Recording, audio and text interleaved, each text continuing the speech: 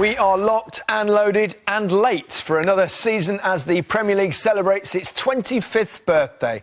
These two have given us plenty of fire and fury over the years, and long may it continue. We begin with the champions. Chelsea haven't lost on the opening weekend since 1998. They kicked off their title defence against Burnley, who managed just one win on the road last season. Your commentator at Stamford Bridge was Steve Wilson. The Premier League trophy is on show at Stamford Bridge, and why not? If you've got it, flaunt it. Though today neither Eden Hazard nor Pedro are fit to play, both have ankle injuries, and Victor Moses is suspended too for Antonio Conte. So 20-year-old French forward Jeremy Boga gets a shock debut. Alvaro Morata is on the bench as he was at Wembley last weekend in the Community Shield. Of Burnley's new faces, only Jack Cork starts. He spent his teenage years at Chelsea before leaving without having cracked the first team. He also had 2 loan spells at Burnley in those years and is now back there full-time.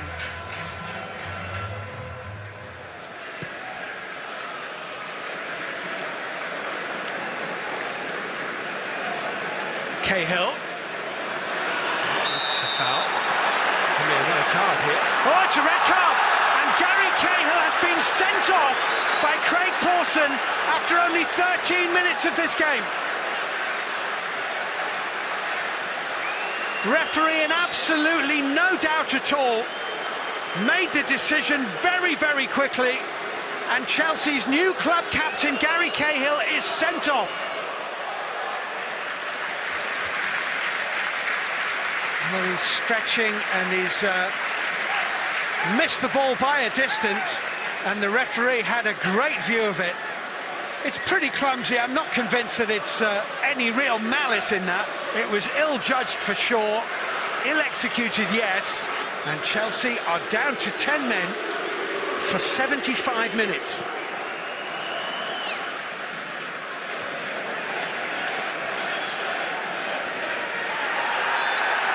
It's a free kick to Burnley.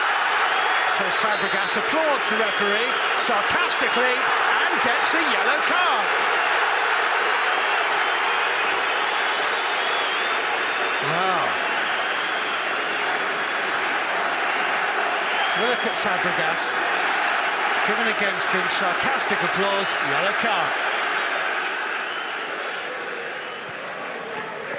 Here's Hendrick. Brady. Chance for Loughton to put the ball in, which he did, and that's going in, and Burnley have the lead. Sam Vokes has guided Burnley in front. Well, well, well. The champions are behind. In it goes from Matt Loughton. It's a deft little touch from Sam Vokes, and you just knew that Courtois wasn't going to reach it. Chelsea 0, Burnley 1.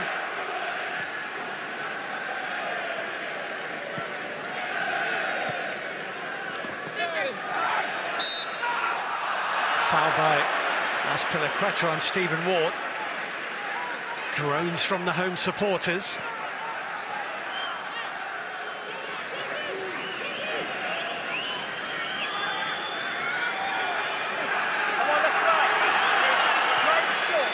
Ward eventually to me. Back to Ward. Cork. Ward for a third time, and he's in behind here. Ward, and it's 2-0. It's an absolutely brilliant goal. Stephen Ward doubles Burnley's advantage with a wonderful goal. Well, he took the free kick, then got it back from me, then got it back again, and suddenly he realised he was in behind, and he tried his luck on his left, and he absolutely buried it. Nobody would have predicted this. It's worth recalling that Burnley won 1 of 21 away games in all competitions last season.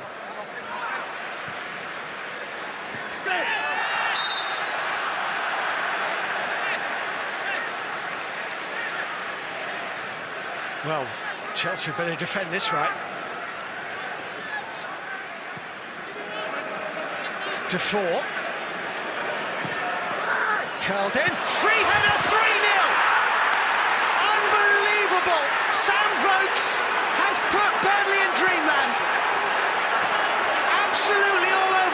Chelsea. Sam Vokes, 6 yards out, on his head. What did they expect to happen? Chelsea 0, Burnley 3.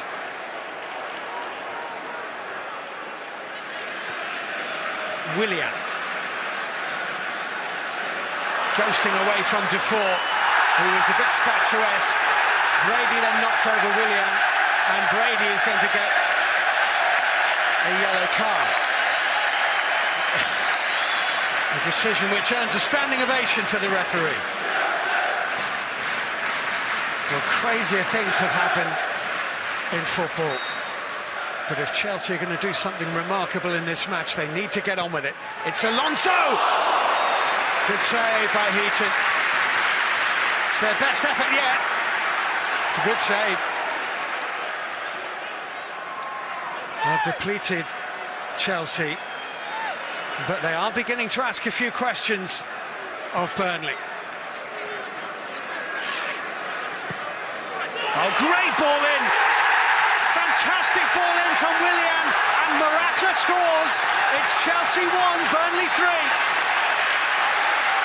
Scored on his debut in La Liga, scored on his debut in Serie A, he scored on his debut in the Premier League.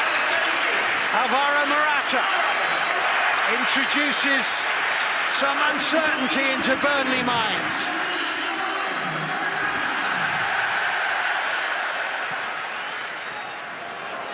Willian.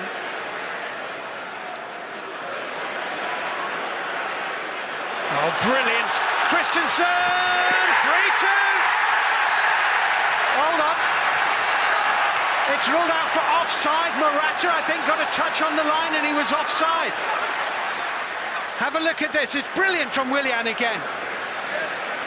He's definitely onside, Christensen, but look at Morata. It's going in anyway, but there's no question that Morata has touched that into the back of the net.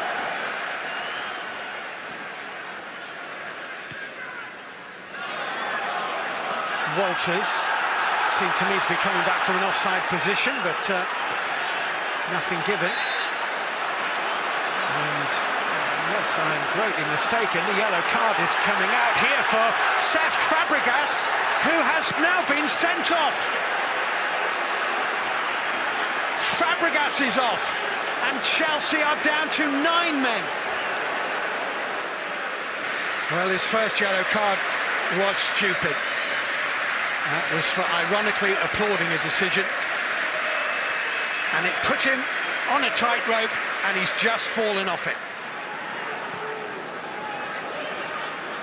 Azpilicueta. Morata, clever, David Luiz! Well, well, well! There are 2.5 minutes to play. And the 9 men have made it 3-2. Clever this from Morata. Great awareness. Good finish from David Luiz. Those who were leaving have turned around in the concourses around Stamford Bridge and headed back in. It'll be very interesting to see how much added time there's going to be. It goes long and high to Vokes. Vokes collides with David Luiz. And, hold on. Craig Pawson here, I think, has given a yellow card to Rudiger. Well, it's launched long and high. Well, there wasn't an awful lot in that. Well, if this goes in, it's surely all over. We're into the 90th minute of the game. It's Robbie Brady on this. He's hit the post. Brady again, blocked by Rudiger. Hendrick. Ward. Walters. Wisely heads for the corner flag. He's lost the ball though. Willian for Chelsea. Great excitement at the end.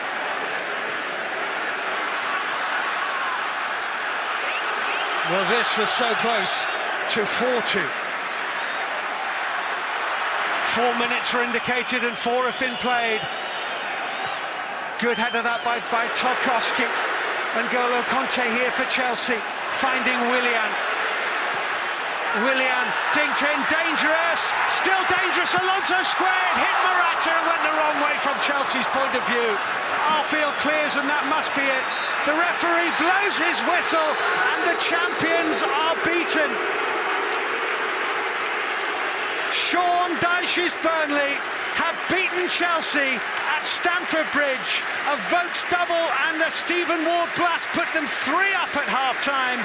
Chelsea reduced to 9 men when first Cahill and then Fabregas were sent off. Morata scored, Luis scored, but they could not salvage a point. It has finished Chelsea 2, Burnley 3. What a start to the season. I think the red card was the key moment because we started the game very well with a good intensity, and in this moment I think that we have to improve because we lost our hits easily, and I think that we have to reflect on this situation, because if we are able to stay in the game, and then anything can happen in the second half. I don't think many would have given us a chance today. We came down here with a game plan that you have to, I think, at some of these clubs, and I'm not kidding anyone. The sending off made a big difference, but we responded to it. That was the key for me. We actually responded to it, took the game on in a controlled manner, scored 3 really good goals, and then had the mentality to see the game through. Do you feel that Gary Cahill's red card was correct or incorrect? No, but I don't want to comment the decision of the referee. Yeah, there is only a situation very strange that in the last 3 official games, and we ended the games with 10 men, twice with Arsenal, and today with 9 men. I think that I have to start to study a different system with only 10 men or 9 players. We had a game plan. We've been working on it all week here. Huge result for us today, but we'll come in Monday and prepare for West Brom next week. That's another huge game for us, and get back to Turf Moor. Well, it's wonderful. The only thing is, when are you going to win at home? No, I'm kidding.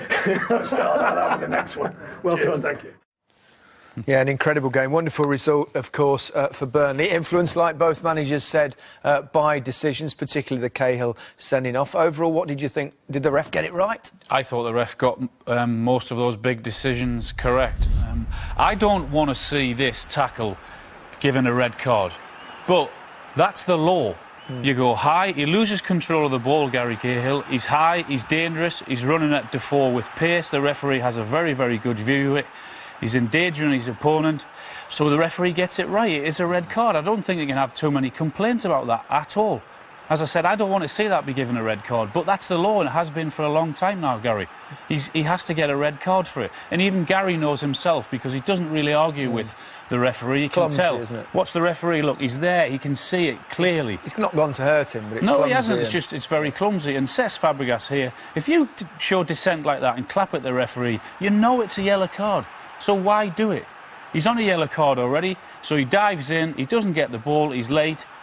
It could have been given a straight red, but he shows him a yellow and another red, and that is the correct decision as well. You can't dive in like that, particularly when you're on a yellow card.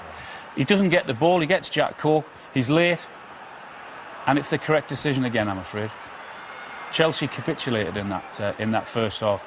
Chelsea fans complained rightly, and I think the ref gets this one correct as well. I think that they were all disgruntled. They wanted something from the referee, they weren't getting it. You could see Charlie Arthur kind of takes his foot out of that challenge, so they couldn't get anything right. Absolutely. OK, despite all that, Burnley were terrific, weren't they?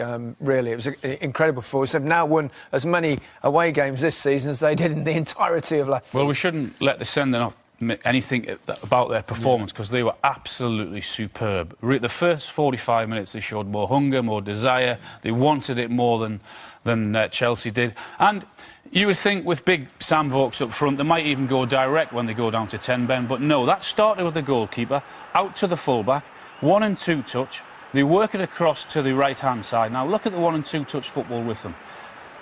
They could put it in the box, take a touch, lovely ball in. David Luiz turns his back, Sam Vokes off and running for the season. It's a very good finish. Exactly the same thing. They could put the free kick in from the halfway line, but no, play a little 1-2, 1-2 touch again. Ward follows his pass. What a touch that is. Kante should do better. Yeah. He puts it into his path, and it's one hell of a strike. It really is. Goal, wasn't it? Right-hand side this time. Again, they could put it in, no. But they want to play football. They put it in now. No pressure on the ball. Free header. Thanks very much.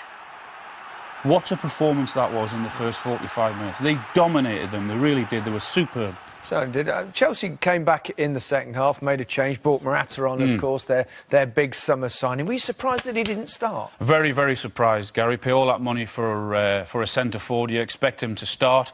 I know Batshuayi had a positive end to the season last season, but he really struggled today. He will get better. He'll learn from it. When you go down to 10 men, you've got to keep hold of the ball. You've got to bring your teammates into the game. You can't afford to do this. Give it away sloppily. You've got to get hold of it. Fabregas is looking for Batshuayi to run round there. You've got to upset the back four. Everything's in front. Kante is now looking for him to run in behind. You've got to ask questions of the back four. It's too easy. He's facing on. He hasn't moved for 3 or 4 seconds now. It's far, far too easy for that Burnley back four. The ball goes out, no questions asked. And I'm surprised he lasted as long as he did. Now, Morata comes on. Now, you watch the first thing he did. He upset the back four. Now the defenders are running towards their own goal, which they don't want. He's asking different questions of them now. They didn't have to do that for long periods. He gets the foul. Brilliant. Great. For the first time in the game, they're being asked questions now. Movement again in the box. What a ball this is from Willian, who was Chelsea's best player by a mile. The movement again from Morata. Look, he's always on the move. Great ball in. Fantastic header. So he's ran in behind. He scored his goal. He's now got an assist. Good ball up again, lovely flick on a plate for David Luiz. And if Chelsea had played like that in the first half, they might have just got something out of the game. But I think there's problems at Chelsea. They definitely need more players in between now and the end of August. Certainly do. You have to go back to April 1972 for Huddersfield's last top-flight game. A 0-0 draw at Crystal Palace, which is where the new boys found themselves today. Also making his Premier League debut was Palace boss Frank de Boer. Mark Scott was at Selhurst Park. David Wagner believes Huddersfield are probably the biggest underdogs in Premier League history, but warns they're not just here to say hello. Palace said hi to both the new coach and very different style of play over the summer, with Frank de Boer aiming to turn them into a more possession-based team.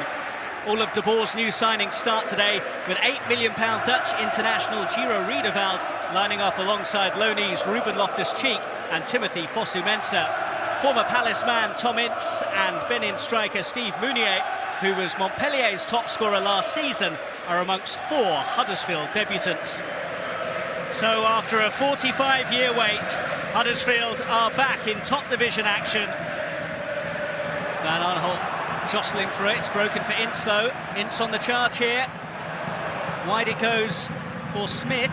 Oh, good ball, good chance! And it's not taken by Tom Ince, with a great chance to get Huddersfield's first ever goal in the Premier League. Won 4 Dutch titles in a row during his 5.5 years in charge of Ajax. Says his belief in his abilities hasn't been affected by being sacked after just 85 days at Inter in November. Ince finding Moy. Up against Joel Ward. Getting away from Joel Ward and winning a corner out of Joel Ward.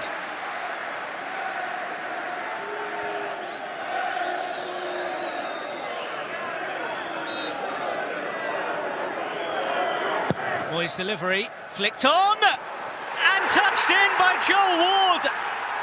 And Huddersfield have their first ever goal in the Premier League. Well, it was a good delivery from Moy. The flick on caused problems. They were queuing up at the far post, but I don't think it was heading in until Joel Ward's touch put it into his own net. It's David Wagner's first taste of managing in top division football. His side have liftoff. Oh, that's nice to find Moy in a bit of space. It's a good crossing as well, and it's 2!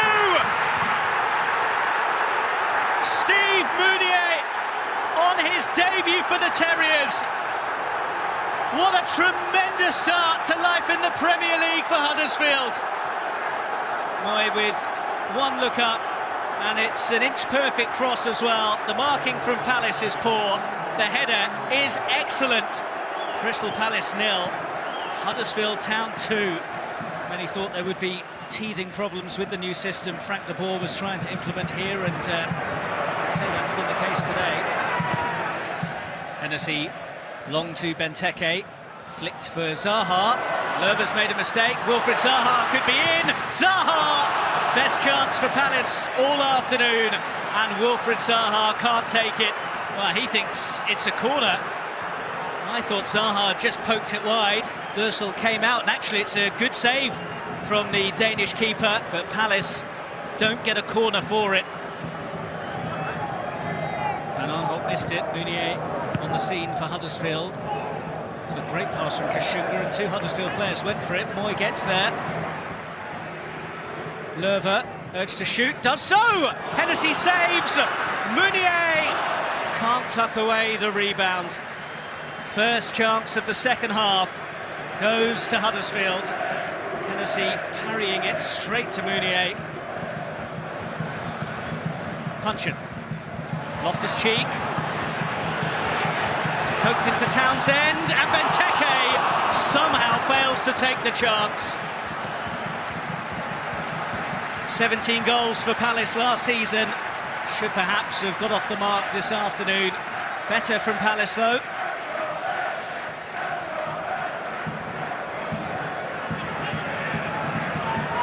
Poked towards Zaha, who's got away from Smith.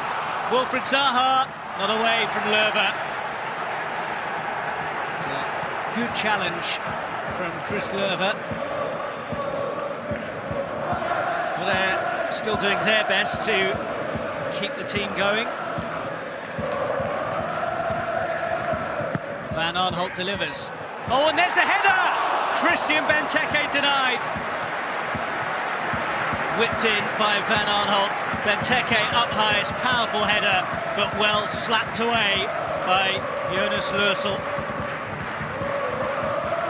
He must be delighted. Loftus-Cheek. Fosu-Mensah. Oh, given away by Dan. Trouble here. Meunier through. It could be three. But Timothy Fosu-Mensah comes to Palace's and Scott Dan's rescue. Meunier dispossessed by the man on loan from Manchester United. That would have been curtains for Palace, surely. Benteke. Early delivery, and Ward was loitering. Very in the right place for the Terriers. Van Aanholt curls it in. Fosu-Mensah was waiting. Dan! What a chance for Palace. That should have been Palace back in the game. Huddersfield owner and chairman Dean Hoyle said that reality would only set in for him this afternoon. The way the game's gone, it must still feel like a dream. Riedewald was jostling with Meunier, but it's come to Quana in the meantime. Meunier! All over now! 3 for Huddersfield, and a dream start to their Premier League chapter. Quite incredible. 45 years away from the top flight, and they are back with a bang, and it was banged into the back of the net by Steve Meunier.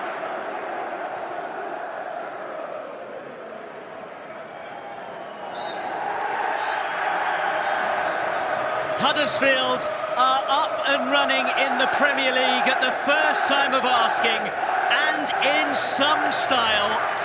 3 goals, 3 points, and a clean sheet on their return to the big time. Crystal Palace 0, Huddersfield Town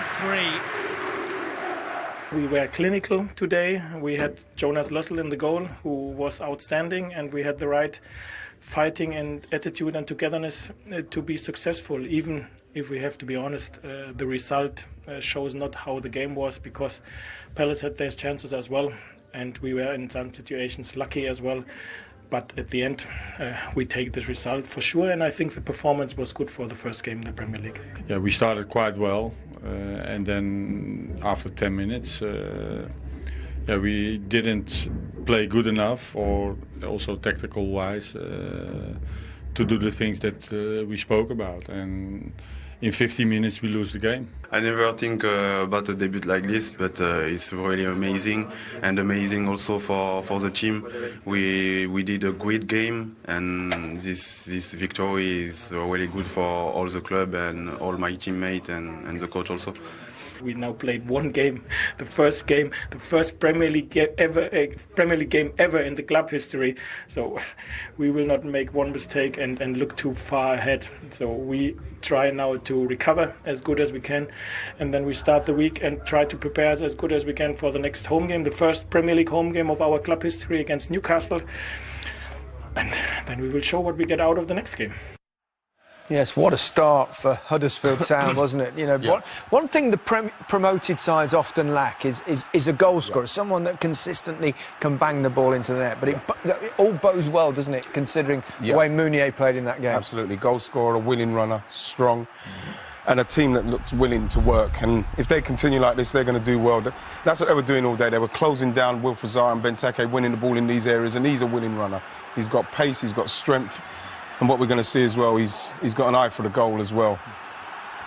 You know, this Palace, easy throw, too much space for the Huddersfield player on the ball there. Look at Loftus-Cheek not tight enough. Look at Ward, doesn't know whether to come inside there. Shouldn't let him go outside. And when you look inside the box there, you look at Riedewald and you look at Mounier there. He's got to get closer. He could see him. He could see the ball coming across. He doesn't even get off the floor. He doesn't even get off the ground, Riedewald. Easy goal for him. This is one I was very surprised with him, because this is what he's going to need to do. He's going to need to latch onto that, take that touch out your right foot, get in the right side. You're not going to get that time in the Premier League. Should have had a hat-trick today. This was his second goal. Direct ball from Palace. Terrible play from Palace today. It reminded me of the old days for him. Great finish from Mounier. But when you look at it from this side, Tompkins, he has got to get across. He's got to get close to him. That's where the danger is, where Mounier is. He doesn't get across. And when you look at it there, you see, if he got across, he would have been there. Simple for him. He got taken off. 2 goals on his debut. Brilliant stuff for him today. I was delighted for him. It's a record signing, cost just over £11 million from Montpellier. 14 league goals last season. That was one less than the Monaco wonder kid Kylian Mbappe. Who may cost a few quid more. Might just cost a few I would imagine he will. What about Huddersfield's game plan? Because clearly it worked. You know, 3-0 was perhaps flattering, but their game plan worked, didn't it? Yeah, it did work. And we have to look at Palace, and it is a squad, like we now was talking about. It's shaped by Sam Allardyce. All of a sudden they want to start playing. But like I said, Huddersfield, they wanted to press tight on Zaha, on Benteke. When you look at Zaha, he picked up the ball. They knew he was the danger man, and they were all over him. That's what it was like for him all day today. They're winning the ball back and they were springing. Milosevic there, very, very sloppy with his pass. Gives it to Middlesbrough player Billin, who having another good game. Him and Aaron Moy, brilliant they played today. Thomas Ince caused all sorts of problems on the left-hand side to Joel Ward with his pace. And again, just cleared it there. Scott down in here again. There's the pressure on Wilfried Zaha. That's what it was like for him all day, when Palace were trying to play. Now, this is when they go direct. You've got Benteke. You know that he's probably going to win the ball if the ball's in and around him. Zaha's on the move. He gets a bit of luck here. And that's where Wilfried Zaha's dangerous. He's running onto it, not with his back to it. Yes, we know he's got the skill to do that. But, again, Loftus-Cheek, who had a very good game for Palace today. Wilfried, willing runner, pace. That's what you want to do. Stretch him. Löw comes along and cuts it out. Same with Benteke, stretching them. That is what Palace, I believe, are capable of. Trying to play like this expansive football what they're doing, I think it might cost them. They're going to have to get used to it quickly, because... Well, that's the Boer style. It might take them a little bit of time, a bit of patience required. Yeah, but if Huddersfield are coming and causing them problems, I don't know what other teams are going to do to them. No disrespect to Huddersfield. But Palace have got Danger Mouse in their side. 6 games and a lot of goals still to come.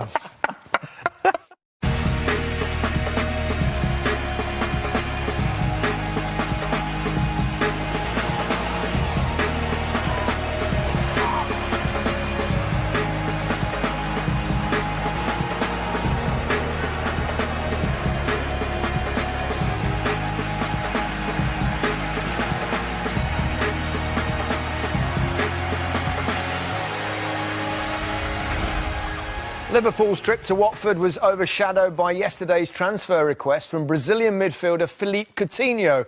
No such worries for the home side, who were led out for the first time by new manager Marco Silva. Steve Bauer was at Vicarage Road. A After the distraction off the pitch, Liverpool go in search of a positive start on it, and an opening weekend Premier League win for the 5th consecutive season, and dampened Marco Silva's first game in charge. The new Watford boss includes Nathaniel Chalobah, who left Chelsea this summer. He's the only new face to start, though, as both club record signing Andre Gray and Brazilian Richarlison are amongst the substitutes. Troy Deeney is injured. Philippe Coutinho is missing for Liverpool anyway with a back injury. Daniel Sturridge is also out. There is a debut for club record signing Mo Salah, and a first start since mid-February for captain Jordan Henderson.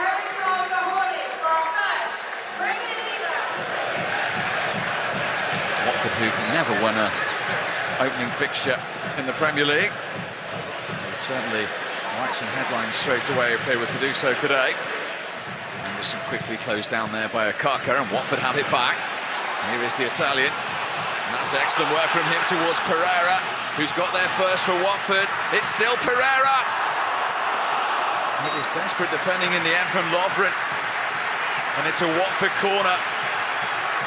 Lovely close control and important block in the end from the Croatian. First corner of the game is Watford's. Holobas with the left foot, and it's gone across to deliver this. It was an inviting one as well, Okaka! Watford in front inside 8 minutes. Stefano Okaka with the goal. What a start for Marco Silva at his new club. Well, it was a fantastic delivery, but just look at Okaka. Nobody picked him up, and you have to say, same old questions defensively for Liverpool. Watford 1, Liverpool 0. Marco Silva will be aware that none of Watford's last 6 managers have lasted more than 1 season in charge. I have to go back to Gianfranco Zola, who left in December 2013, for the last man to go more than a season. Mane, trying to wriggle away from Doucouré. Gets it back from Moreno. So many Watford shirts back there. It's well worked from Liverpool. It's Mane! It's brilliant! And it's 1-1. Their joint top scorer in the Premier League last season has got them level on the first day of this season. The first time Liverpool have put any kind of passing movement together, and it results in a goal. Fantastic finish from the Senegal international, and he's made it Watford 1, Liverpool 1. Cleverly. Amrabat away from Moreno. Has support from Firmino should he need it. He chose not to take that option, but Watford do get the throw.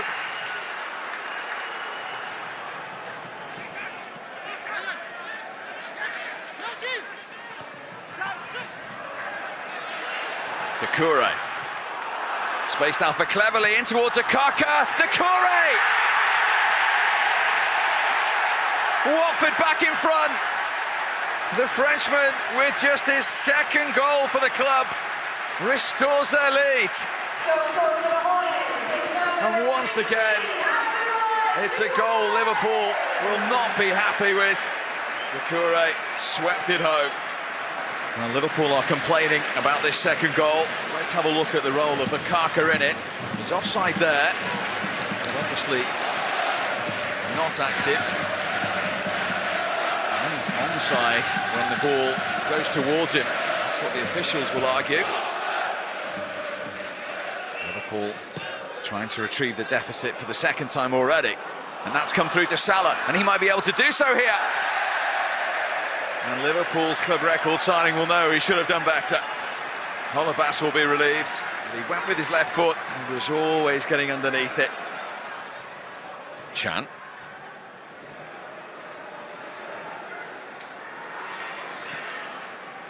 Firmino's touch is a brilliant one. Can Salah get there?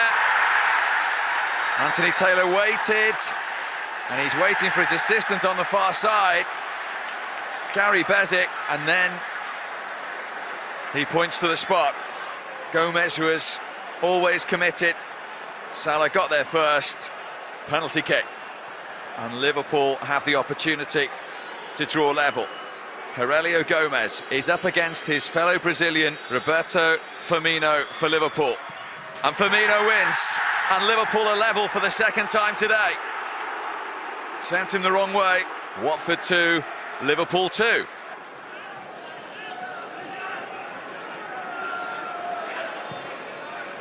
Lifted forward by Lovren. Gomez has come a long way. Firmino! And Salah got there! And Liverpool, in the blink of an eye, have gone from 2-1 down to leading 3-2. And their club record signing has put them in front with a debut goal. Well, it was a long ball forward from Lovren. Firmino is onside. It was a wonderful first touch. And his second was met by Salah. And for the first time in the game, Liverpool lead. And Firmino in the last 5 minutes has been a focal point. 2 goals in 2 minutes have turned this game in Liverpool's favour. Moreno might have a go. Needed dealing with by Gomez. Fell invitingly for the Spaniard here. Useful fingertips from Gomez. Alexander-Arnold with the corner, well met by Matip, I think. Liverpool close to a fourth, it was Matip. Came off his shoulder, Gomez was beaten. So far it's been his usual roller coaster ride. Route one from Gomez. Off the head of Matip. Richarlison. Foul by Gomez. Watford free kick. Well, Watford will certainly feel that they contest Liverpool here. All the cavalry are forward. We've had 2 minutes of the 5 to add on. In from Holebas. Kabul jumping. Mignolet punching. Moreno clearing. Back from Firmino. Doucouré won it. And then Britos! Beaten away by Mignolet. Watford corner. The Uruguayan defender caught this well. Matched by Mignolet. Holebas with the Watford corner. Oh, and it still hasn't gone away, and it's gone in. Britos claiming it. An extraordinary goal. And an extraordinary end to this crazy game. Watford celebrate. Jurgen Klopp can't believe it. It looked as though Wijnaldum had dealt with it. Britos in off Mignolet's arm.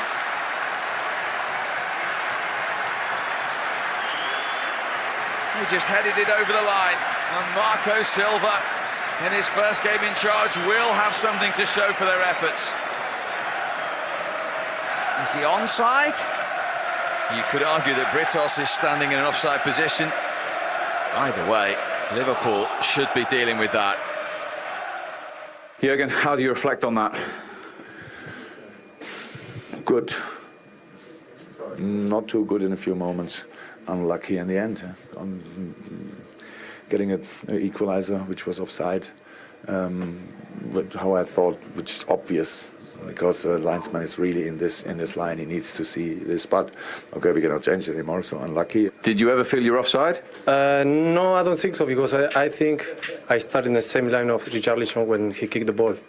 I don't know. I have to see the clip. I think I was right position.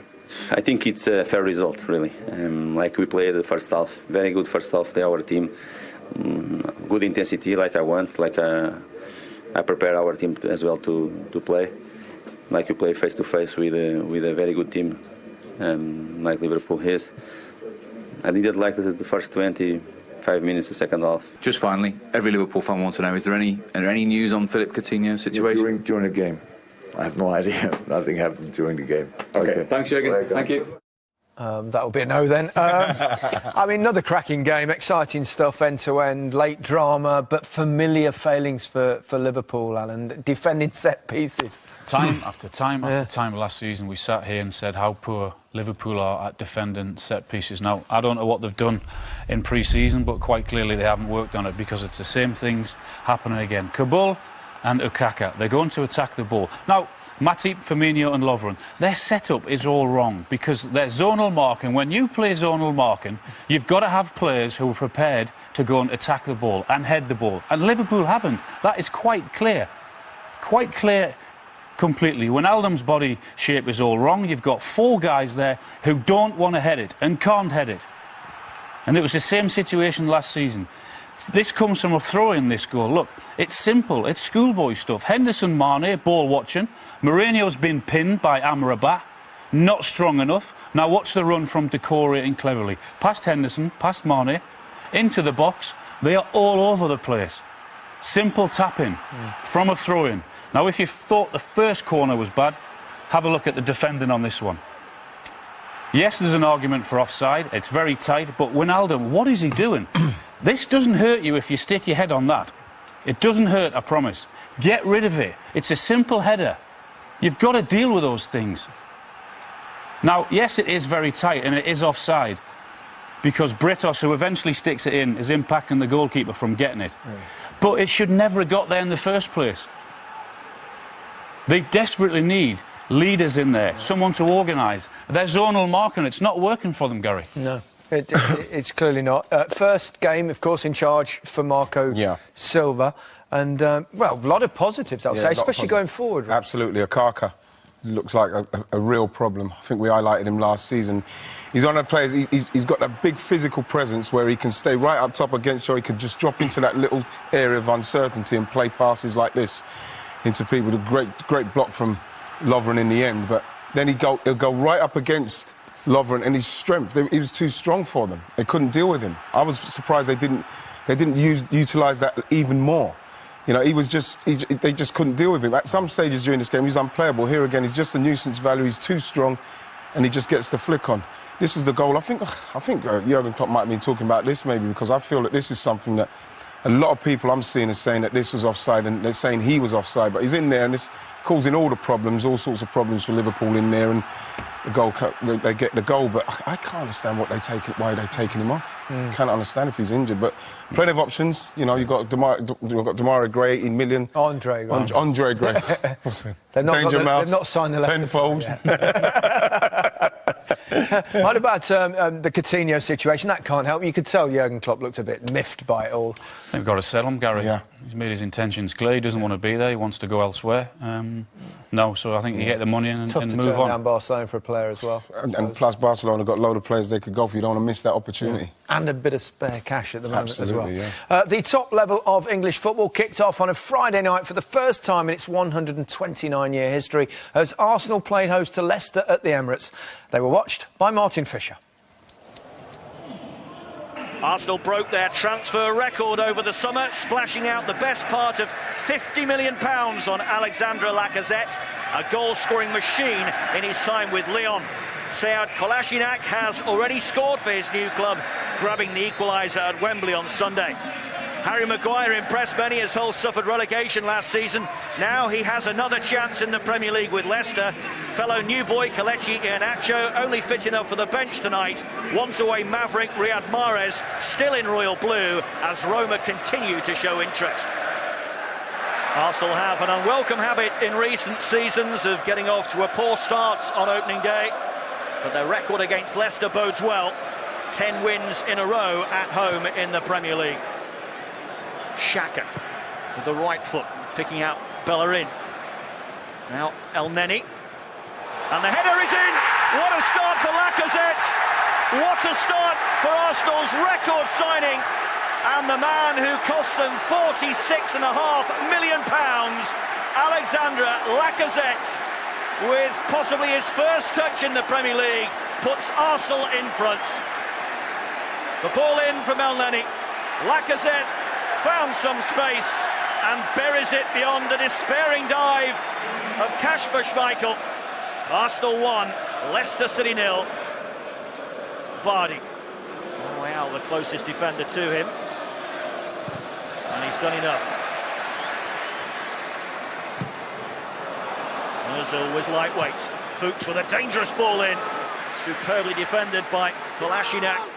But it's been a bright response, this, from Leicester since going behind to that Lacazette header. And Brighton's delivery. Leicester have players over here. Kept alive, Okazaki, Leicester level. Harry Maguire did superbly well at the back post to keep it alive. And Shinji Okazaki draws us level with less than 5 minutes gone at the Emirates. Deep ball in from Albrighton. And Maguire was one of 2 Leicester players over at the back post. Okazaki nods home. Maguire just put it back into the area and asked one of his new teammates to do the rest. And the Japanese international duly obliges. Pained expression on the face of Arsene Wenger. Oh, that's loose from Xhaka. Albrighton pounces. Vardy and Okazaki are in there. What a ball! Vardy couldn't miss. What a cross from Albrighton. And Leicester City take the lead through Jamie Vardy. Albrighton's ball in. Well, if you see a better one all season, it'll be magnificent. Vardy just had to change his stride ever so slightly. Arsenal 1, Leicester City 2. And are Arsenal again going to fluff their lines at home on the opening day of the season? And Leicester get a foot in, but Mahrez couldn't bring it away. Real stepped in. And now it's Xhaka. Arsenal still pressing for this equaliser. He's found Ozil. Lacazette couldn't get the shot away, but Welbeck will! And Arsenal level. Leicester appealing for offside, but the flag stays down. It will count. It's 2-2. Leicester thought they got it away. Lacazette couldn't get any power in the shot.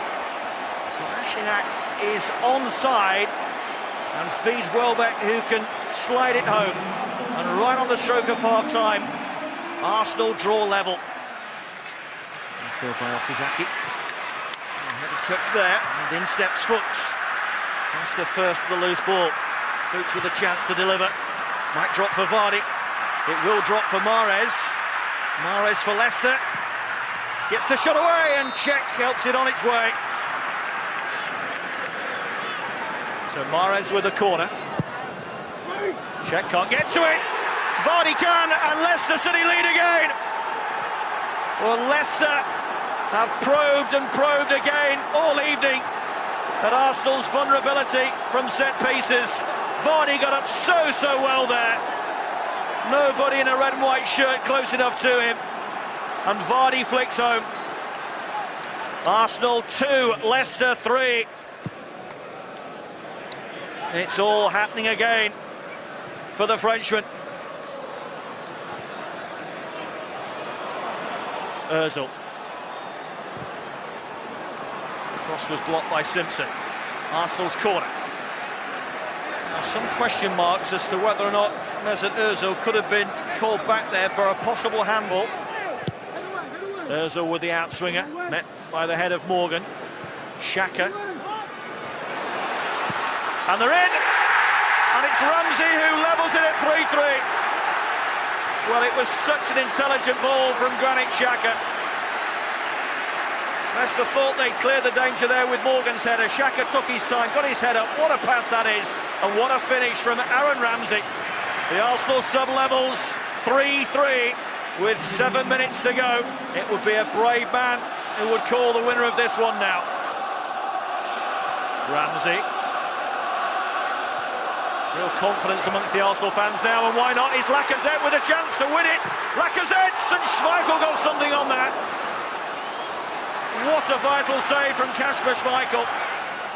Giroud with a layoff, Lacazette with a blast, Schmeichel with a tip over. Giroud! It's in! 4-3 Arsenal! And it's the 2 subs that Arsene Wenger threw on who have found the net. First Ramsey, and now Olivier Giroud. Got up so well. And off the crossbar and in. 4-3 Arsenal. What an incredible start to the new Premier League season. I think it was a cracker as a game, you know, a top quality game, played at a very high pace for a first game of a season. We know that defensively we can do better, but overall I believe we have produced a top quality game. We knew we had to be compact, disciplined, hit them on the counter. I thought we were a threat and played football, and I thought we contributed, as you say, to a really entertaining game, but from our point of view, bitterly disappointed, obviously, to come away with nothing. Suggestions that a possible handball from Mesut Ozil, have you seen that? Are you aware of that? I have. I don't think it's a possible. I think it's a definite handball, but we then should defend that better. Does this give you more confidence about the season ahead? Of course, I'm convinced that this kind of games can strengthen the belief, you know, and when you are in difficult situations again, be reminded, as we've done it before, we can do it again. Well, it was quite a game, wasn't it? I mean, apart from the last 7 minutes, which were awful, but the rest of it was brilliant, wasn't it? Arsenal, what did you make of them? I thought they showed great character in the way they came back, and it was a magnificent header from Giroud that won it for them. But Leicester identified a weakness in that Arsenal defence. I know they had big players out injured in Mustafi, Mertesacker, Koscielny, but what they did at every opportunity, they just threw balls into the box, and good balls that caused them problems. Too slow out, good header back, checks all over the place, but look at Okazaki. He wants it more than the 3 players there, Arsenal. He gets above Xhaka, and it's a very, very good header. But Albrighton, this is a dream of a ball for any centre-forward. Jamie Vardy, who I thought was superb, full of energy. That, again, zonal marking. Look where he starts from, Jamie Vardy. He gets in between all of the players, and he wants it more than any of them. And it's an excellent header. And that's what Leicester did all night. And that's how they got their goals. Pick their head up, take a touch, whip balls in. Not a bad ball in again from Mahrez. Okazaki gets in there again this time. Good header. Got 1 goal, nearly got another one. But, as I said, great character from Arsenal to come back in the way they did. Yeah.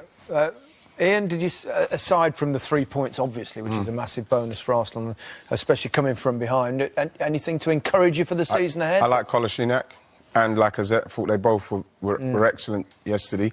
Of course, you know, you look at the goals and it's plain to see there that they could be avoided.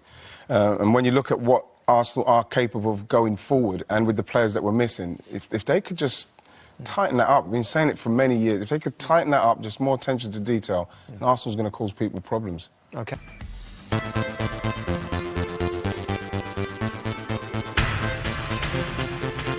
I suppose it's back to the future tonight. Match of the day, returning on a regular basis. And Dean scores!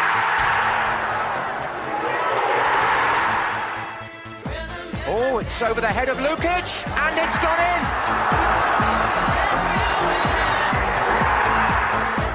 Shearer, 2 fantastic goals to ease the pressures of that £3.4 million price tag. Well, I never put that price tag on my head. I could only go out and play to the best ability that Alan Shearer can play. But that was a dream start for Shearer, wasn't it? Oh, it's fantastic. The only problem is he's set his standards so high now, they'll be expecting that every week. Ooh. Great goals, Alan. But what does Alan Shearer think about Alan Shearer using the name Alan Shearer in the third person? Let's move on. OK. Good job, there's more games to come. Time for our first visit to the 56th ground to host Premier League football. Newly promoted Brighton, back in the top flight for the first time in 34 years. Welcome title favourites Manchester City to the Amex Stadium. The commentator was Jonathan Pearce. Brighton welcomes Premier League football after quite a journey through near extinction in '97 via home games at Gillingham and a tiny athletics ground. And now they face Manchester City title favourites on day one, giving debuts to summer signings, Australian Ryan in goal, Gross and Suttner from Ingolstadt, Propper from PSV and Brown on loan from Chelsea, Murray and Knockout only on the bench. City summer signings cost more than the Brighton squad and this stadium. Edison, Walker and Danilo start, Bernardo Silva on the bench, Aguero and Gabriel Jesus up front. Brighton will be absolutely wearied by the Manchester City movement. It has been all Manchester City in possession. They've been totally dominant without really creating. Aguero. Jesus is in the middle. Deflected away off Dunk. Problem here for Izzy Brown. And he said hamstring. As he chased there, pulled up. See him immediately feel the back of his leg. Out it swings. Walker, Silva, Grunier waiting. Woods glanced through towards the far post area. Came off Stevens back there defending. So close to going into his own net. Whoa. More Brighton's buoyant enthusiasm on day one. This is a game Manchester City will be expected to win. Stones, De Bruyne again coming off his marker. Looking for the run of Gabriel Jesus, who's in and scores! And the referee says he scored with his hand. Well, he's down hurt. Lovely ball, beautiful run, well timed. Off his chest, off his arm. Correct decision made by the referee. Silva. Off goes Kyle Walker, Aguero into Silva, looking for Walker. Aguero is there, pulls it back to Gabriel Jesus. Splendid save, and it flicked the outside of the post from the rebound. Really good reaction save from Brighton's new goalkeeper, Matthew Ryan. Lovely build-up for Manchester City. They sliced Brighton apart, poured it away.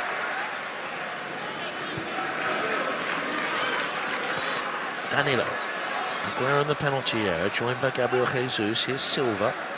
Oh, lovely check, dummy. Fernandinho will hit it from there, will he? Looks for the run of Silva. Beautifully done. Gabriel Jesus, offside, won't count. A lovely ball forward over the top. There he goes. Ooh, it's marginal, you know. It's marginal.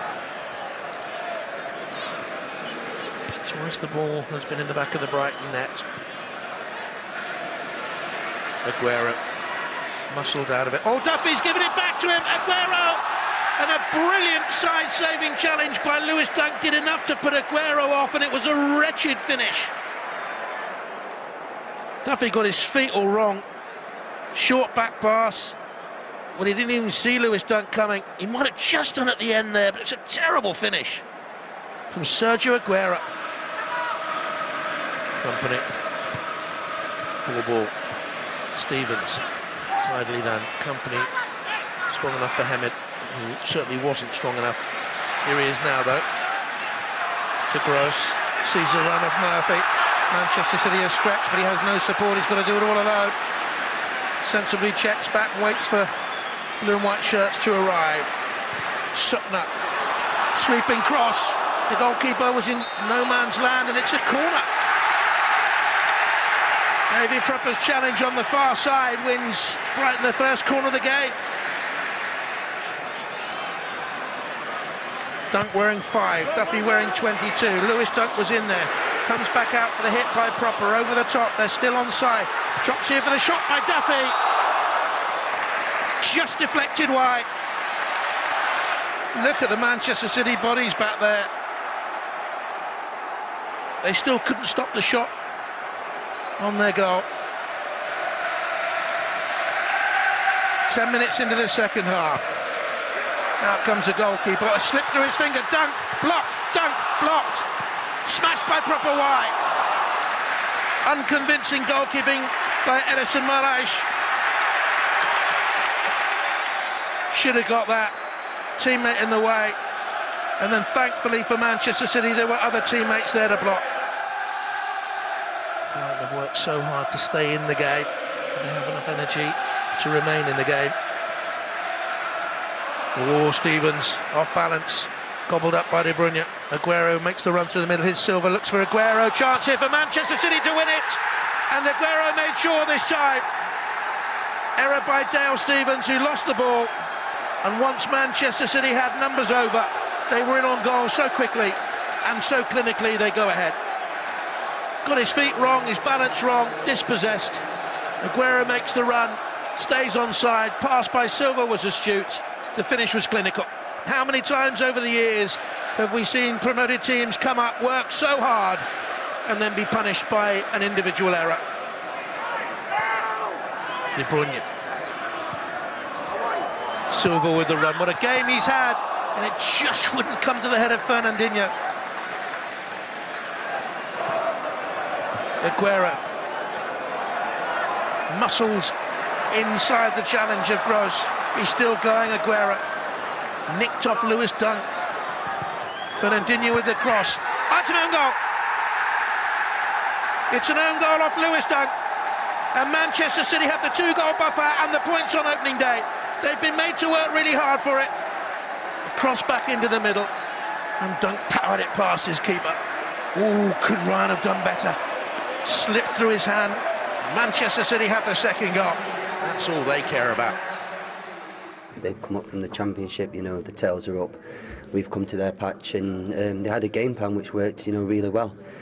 Just thought we had to be patient, you know, stick to, you know, how we like to play football and what we want to do this season, and, you know, we got the rewards at the end of it. There is only one way to play against a Man City team with the quality that they've got, and I thought we did it ever so well, and I think if we don't concede the first one, you know, I don't think we concede the second one. So, yeah, disappointing, but that's the quality that they've got. Tough game, but obviously a tough introduction to the Premier League, but we know we're not going to be facing that every week, so we're going to look at the next game and look forward to it. I was so satisfied for the first game, for the way they play, and quite similar level in the procedure in terms of without the ball, and we're going to improve. We're going to improve the next days the way we have to attack in this kind of defence. Yeah, stoic effort from Brighton, really. Interesting line from Chris Hughton. If they don't concede the first, they won't get the second. The same kind of which is, I kind of agree with. But Manchester City wore them down in the end, just a little bit too much for them. Well, I think they've come up against the best team in the Premier League. And when you've got people like David Silva in those little areas, and De Bruyne, who they'll go all day like this. And you have to give Brighton credit. They had the 4-4-2 and they've done it pretty well. But then, you know, that's what was happening. Sometimes all of a sudden they just turn into a different level, and bam, for me, Jesus has got a score there. But David Silva, Kevin De Bruyne, you know, the class, the touches, it was all too much for him in the end. And they couldn't battle it anymore. This one, I was very surprised he didn't finish this one off with his record in opening Premier League games. Starting to get tired in a couple of mistakes. Well, that's what happens, and that's what happens here. You see De Bruyne is ready to pounce, bam, and there's a mistake, and they're away. And you see Aguero gone there, but this pass here, perfectly timed, and then there it is. You know, that's the finish, that's the inevitable outcome for them. And after that, it was always a problem for them, because they'd done so well to go that long, holding them out, and then in the end, you know, after Dunk, I thought we had a fantastic game. This is super cross from Fernandinho when it comes out to him. You know, in the end, he just caught himself on the wrong side of Jesus. He's just made himself a nuisance, and they get the goal. And you know, unfortunately for them, you know, they lose, but I think they're gonna be all right if they can work that hard against teams. I like the way City set up today with the two up front, because we thought that he might play the Aguero or Jesus, but with them playing two of them up there, I thought they worked well together. They were positive, and I'm pretty sure that if he continues to play that way, both those players could be looking at least 20 goals a season for both of them. It does tend to turn things around a little bit. City, they're favourites for the title. Do you fancy I think it'll be between the Manchester clubs, but which one? I'm going to go with my bias because I'm Man United. You're going with United. What about you, Ian? I'm going to go with City. OK. All right. That's all right, you're entitled to. To Goodison Park next, where all eyes were on Wayne Rooney's return to Everton after 13 years at Manchester United. Stoke were the visitors as they kicked off their 10th straight season of Premier League football. Commentary comes from Guy Mowbray. A second debut for Wayne Rooney, but a first Everton appearance for four others in the team, including Britain's most expensive goalkeeper, Jordan Pickford, signed from Sunderland. His opposite number and potential England World Cup rival stroke colleague Jack Butland is almost like a new signing for Stoke, having missed nearly all last season injured. While striker Saido Berahino must still feel like a Potter's new boy. He made his debut against Everton in February, but he's yet to score for the club. Berahino. Passing goes in and goes in well to win the ball from Allen. Good use of the ball too. Idrissa Gana Gueye. Calvert-Lewin wide, Rooney down the middle. Gay going for goal, it's on target. It was nicely smothered by Jack Butland. And there's one for the tally chart. A shot on target from an Everton player. Ronald Koeman has rubbished the idea that Everton have been big spending this summer, pointing out that there's only been a net spend of around £7 million. Potentially their biggest deal is yet to come. Will Gylfi Sigurdsson make the move from Swansea to Goodison Park?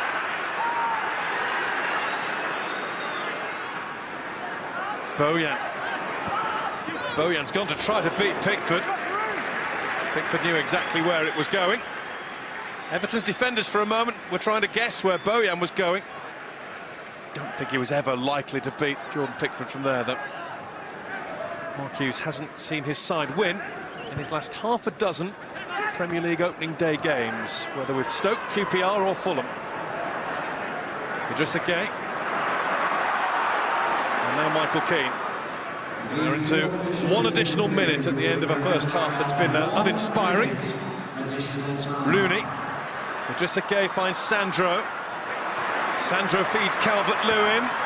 It's a nice ball in. It's Rooney!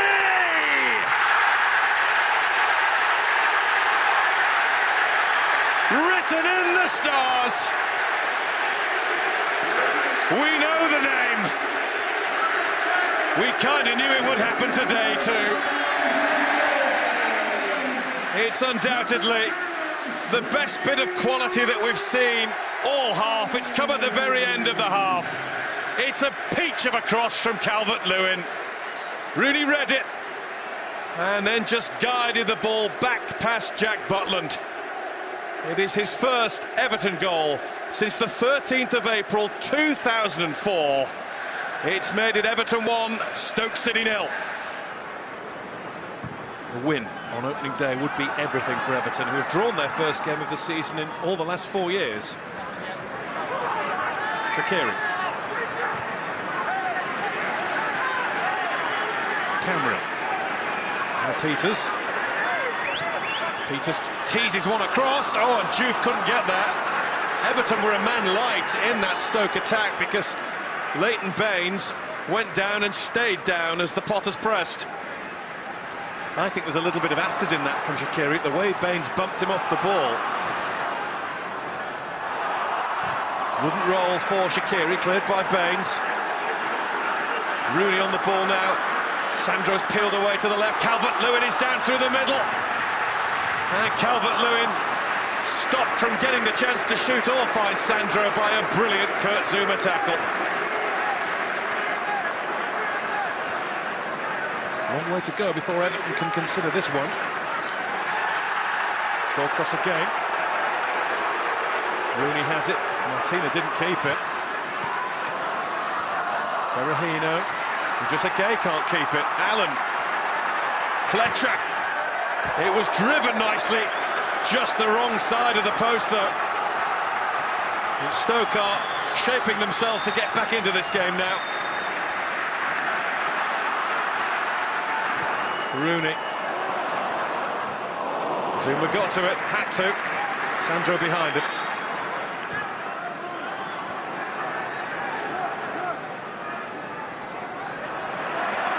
Zouma dispossessed by Calvert-Lewin.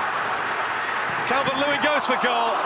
And Wayne Rooney drops his head because he knew he was in just the right place for the pullback, which never came. I think Dominic Calvert-Lewin felt he was entitled to have a go at goal.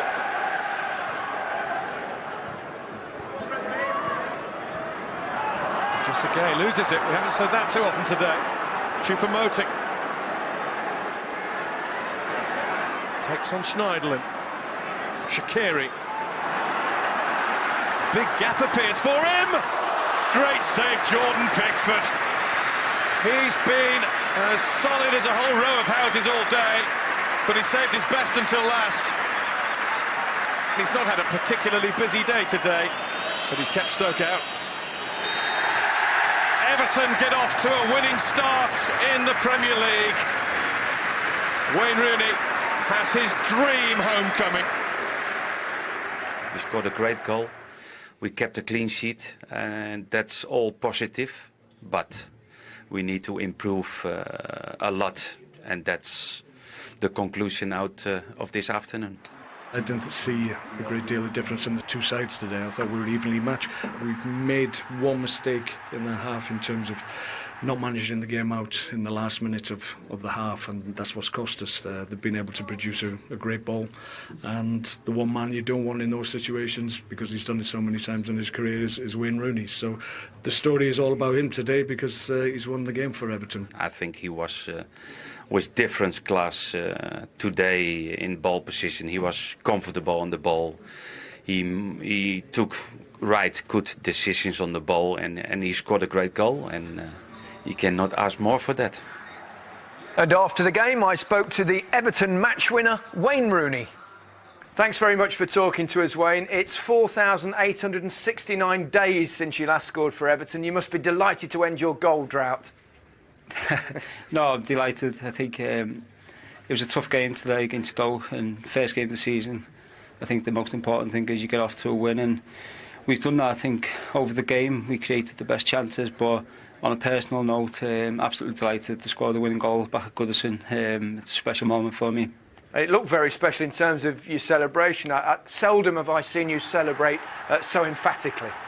Yeah, I think a lot of relief, a lot of emotion coming out, and it was an important goal just before half-time to take us into the dressing room with the 1-0 lead. So, no, it was a special moment for me, and obviously delighted in the end to turn out to be the winning goal.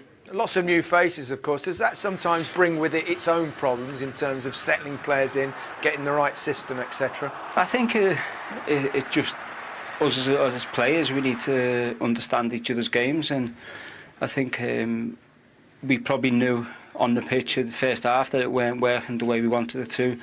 The manager identified that and made the change for second half, and we created some good chances second half. Maybe should have went 2-0 up, but and towards the end we defended well. So I think first game it's important you get 3 points, and we've done that. OK, well, thanks for talking to us, Wayne. I'll let you get home to slip into your Everton pyjamas. Cheers, mate. See you soon. All the best. Life in the old dog yet, Al? Oh, he's still got plenty to offer. I thought he was superb today. It's a great story, isn't it? Him going back to where it all first game, only goal. He linked up well. He started the move here, and you can never take this away. The desire to get in the right place. Look, he started off. Look where he heads for. It's a brilliant ball. It's a magnificent header. It really is. He used all of his neck muscles there to guide it and get the power behind it. Back where it comes from. And you can see he probably got as much enjoyment out of that one as he did as a 16-year-old back in 2002 when he scored against Arsenal. And he played a huge part in their victory. His link-up play was excellent, spraying it around there when Calvert-Lewin went into a more central role in the second half. You could see that picking his head up, getting the ball in behind and using his pace. So what a magnificent day for him and for Everton. Yeah, it certainly was. West Brom versus Bournemouth saw the only meeting of two British managers on the opening weekend. Tony Pulis and Eddie Howe both led their teams to top-half finishes last season. Alistair Mann was at the Hawthorns. They love a big centre-half here at the Hawthorns, and at 6'5", Egyptian international Ahmed Hegazi certainly fits the bill. And with Evans and Macaulay both injured, his arrival is timely. Up front, Jay Rodriguez is hoping that a fresh challenge may rejuvenate him after leaving Southampton. There are two new boys for Bournemouth, albeit both had previously been loanees. Asmir Begovic back in 2007. Nathan Ake much more recently. His successful spell last campaign convincing the Cherries to part with 20 million for his services on a full-time basis. And Chris Brunt will toy with the idea of a long one.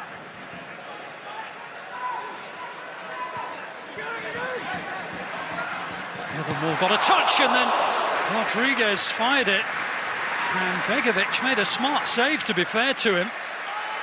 The long throw caused the issue. Header on by Livermore, a snapshot by Rodriguez on the turn, and it would have just snuck in the corner. Extended his stay as West Brom manager Tony Pulis just a couple of days back. Little slip allows Livermore to go in. Rodriguez, and again Begovic on the near post to parry. Well, he does look lean and mean.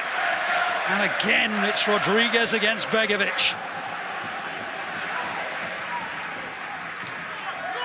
And he goes towards Rodriguez, the flag stays down.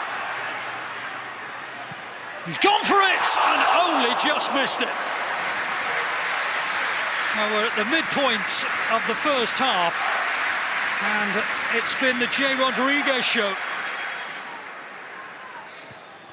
Comfortably enough header away by Sermon. Here's Field. Leon's fault. King waves his fingers and says no, but I think it was always going to be in vain.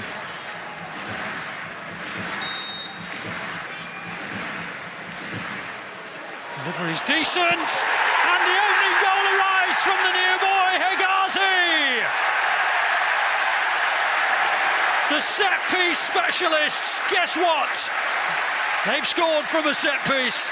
Another West Brom centre-half. Another centre-half above 6'5". He's just about onside, and he powers his header through the legs of Begovic. West Brom deservedly in front. It's just beyond the 30th minute. Rodriguez, Hegazi hits it! Just over the top. They've got themselves a new hero here. He played Serie A with Fiorentina, Ahmed Hegazi. He scored with his head, he almost scored with his boot.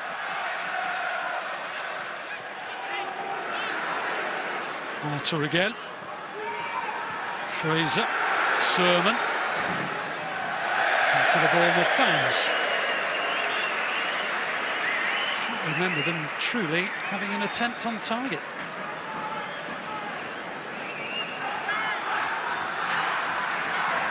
Rodriguez straight into the body of Daniels. That's another late challenge, this time by Rodriguez, and the card's coming. It's yellow.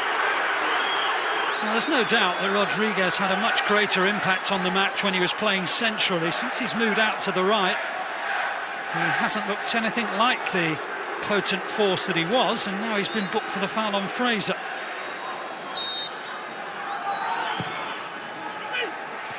Now that will count as an effort on target from Ake, and it's nothing more than catching practice for Foster. And Ake heads it. Well, the force of the right boot on Ake's shin is decidedly odd. I think only he'll know if he meant it. Eddie Howe's first manager when he was a teenager at Bournemouth was Tony Pulis, and he said he looks upon the Aggies manager as a mentor and an influence on his career. Livermore tried to find Rondon. Arter saw that. Jakob dispossesses him. Now Harper on towards Rondon. McLean's trying to get there. Harper's trying to get there in the middle. Rondon goes alone. Bournemouth understandably going for broke. Rondon going for the corner. Begovic with the outstretched fingertips, ensuring it stays at 1-0. Well, we had the most shots on goal, most corners. Should have scored more than one goal. How we've just come off the pitch was just scoring one goal, I don't know. So yeah, we've had really, really good opportunities and chances, and we're not a possession team, but we played very, very well today at times. I expected us to have the possession that we did, but I expected us to be a lot more creative with it. I thought that was the most disappointing thing. We found it difficult to break them down, to get in behind their solid back line. Credit to them, but obviously stuff for us to work on. How nice is it to be not defending West Brom set pieces? It is, that's always one of the things you always look at, and we're a big threat, but I think we're a big threat in other areas as well, and I think you just showed today. Fantastic feeling. It's a very important thing. The team is winning. Start is very important for us. We make pre-season very well. We work hard, and for the goal for sure is a very good feeling. I hope to continue like this. Excellent start, new player. Yeah. West Brom, same story though. Yeah. Goal from a set piece, so vital to them, aren't they? Yeah, last season it was Gareth McCauley coming up with these kind of goals, but this guy's big old unit he is, 6'5", and I'm sure that Bournemouth would have been worried when they saw this. But when he gets up here, there's no one even near him. Real powerful header. Yeah. It's a great ball in, and that's what West Brom are waiting for. They're waiting for that situation. They've got a player like that, 6'5", right up Tony Pulis' street. Yeah. Brilliant header, that one. Yeah. First time two Egyptians have scored in the Premier League since 2008. It was a song, wasn't it? Score like an Egyptian? Something like that. What about Bournemouth? Lots of possession as always. Couldn't quite capitalise on it today. Well, they had a very, very good season last season, finishing 9th, and they've signed some good players, so I would expect it'll be something similar again for them. OK. There was a new face in the Southampton dugout with former Alaves manager Maurizio Pellegrino taking charge for the first time. Swansea, who narrowly avoided relegation last season, were the visitors. John Roeder was at St Mary's. Manolo Gabbiadini got 6 goals in his first 4 appearances for Southampton, but the Italian international starts the new season having not scored in his last 8 appearances. With Virgil van Dijk not considered, Jack Stephens will hope to continue his impressive performances in the Saints' defence. 19-year-old Tammy Abraham makes his first Premier League start. On loan from Chelsea, he got 26 goals for Bristol City last season. With Llorente injured and Sigurdsson seemingly on his way out, Abraham shoulders plenty of responsibility, as does captain Leon Britton, who was so important in Swansea's late surge to safety last season. Terrific atmosphere here at St Mary's today. Hardly a seat to be had. Gabbiadini. Ward-Prowse. Redmond. Bertrand making the run on the overlap. And able to put it back as well, and that's just wide from Tadic. And I'm sure there were many here at St Mary's who thought we were about to see the opening goal. Lovely flowing football from Southampton. Just the wrong side of the post from Dusan Tadic. Mauricio Pellegrino led Alaves to 9th in La Liga last season and to the Copa del Rey final. Southampton, if you remember, reached the League Cup final and finished 8th. His target is to improve on that this season. Norton finds Routledge. In towards Abraham. First chance for Swansea. First chance for Tammy Abraham. And maybe it should have been a first goal in Swansea colours for Tammy Abraham.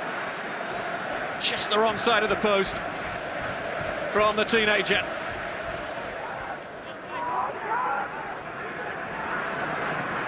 Stephens. Bertrand. Redmond. Tadic. Redmond got away from Norton. Redmond with a little pullback. Ward-Prowse appealing for a penalty. Again, Southampton making tracks down this near side. You can see Ward-Prowse screaming for it. He's claiming a penalty. Paul Clement's side under considerable pressure at the moment. Bertrand. Redmond. Challenge just inside the penalty area. Mike Jones had an unimpeded view of it. Tadic appealing for a penalty, not getting one. Federico Fernandez, the defender involved. And you can see here the view that the referee has. It's been largely one-way traffic in this first half. Swansea with just that one chance of note so far. Stephens. Abraham with the block. Redmond gets there first. Carroll. Might run here for Abraham, who left it for Ayew. Leroy Fer, who can hit them. Towards Abraham. Lovely turn. Abraham's shot was blocked though by Cedric. Fer! Almost a perfect start to the second half for Swansea. How about that for a turn from Abraham? Cedric, though, getting his body in the way. Encouraging for Swansea. It will be a terrific away point if Swansea can come away with a draw from here, because they have absorbed an awful lot of pressure. Tadic goes for goal from distance. Fabianski with the save, and that moved really strongly in the air. Davis on by Romeo. Yoshida! Best chance of the second half by a long, long way. It's such a crowded penalty area, and Maya Yoshida able to find a little bit of room over the bar, and it remains 0-0 despite Southampton's best efforts.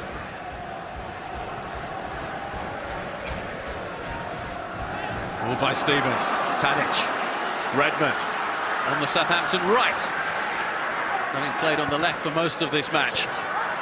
Tadic might drop for Stephens. Appeals for handball against Bartley. Referee says play on. Well, certainly Stephens with a strong shout there, although that does seem to be very much ball to hand, although the hands are high. Cedric.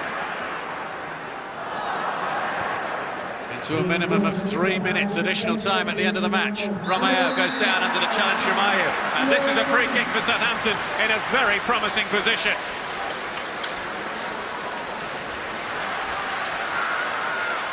It's Yoshida! Just for one moment, that looked as though it was creeping in. Chances galore, they couldn't take any of them. Southampton 0, Swansea 0. It was a hard afternoon.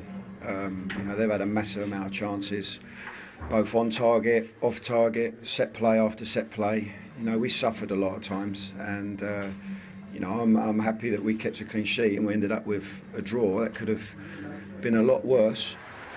Unlucky game for us. I think we did everything to win the game, but you had to do goals. We couldn't, but we had to keep going. I think we are in the good way. Well, it was a goalless game, dominated, of course, by Southampton. Alan, bags of chances for them, but I guess therein lies the problem for Southampton. Familiar story. Carried on their form from last season at home. Only Sunderland scored fewer goals at home than Southampton did. Big opportunity there. Tadic getting into the right areas, not shying away. This time it falls to Ward-Prowse. He's claiming handball, but I don't think it is. But this is the sitter here from Yoshida. I mean, that is a big, big opportunity. Got to score. Certainly is, but if they can start scoring goals, they play some decent football. Absolutely, and did you see them? The chances they're creating, they're decent chances. Yeah. As for Swansea, not a single shot on target in the game.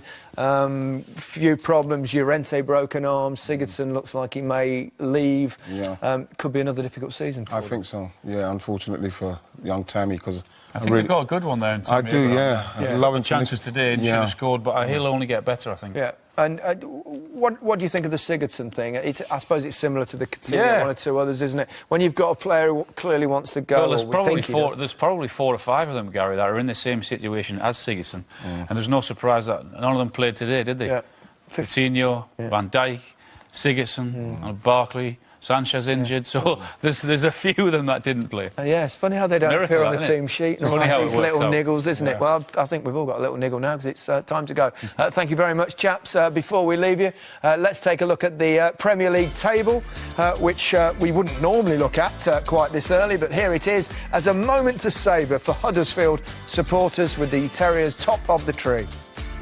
No points yet for the sides in the bottom half, although 4 teams have yet to play. Let's see what the Sunday papers have to say. The Mail says Chelsea are in crisis, with the odds shortening on Conte being the first manager to leave. The Telegraph says Conte is targeting new signings, with a £25 million bid for Leicester's Drinkwater on the cards. And the Star claims Tottenham are finally set to spend, with a move for Ajax's Colombian defender Sanchez being imminent. Well, we've seen some cartoon defending, goals from Rooney and Mooney. It's been a Looney Tunes type of day in the Premier League, so only one way to end. That's all, folks.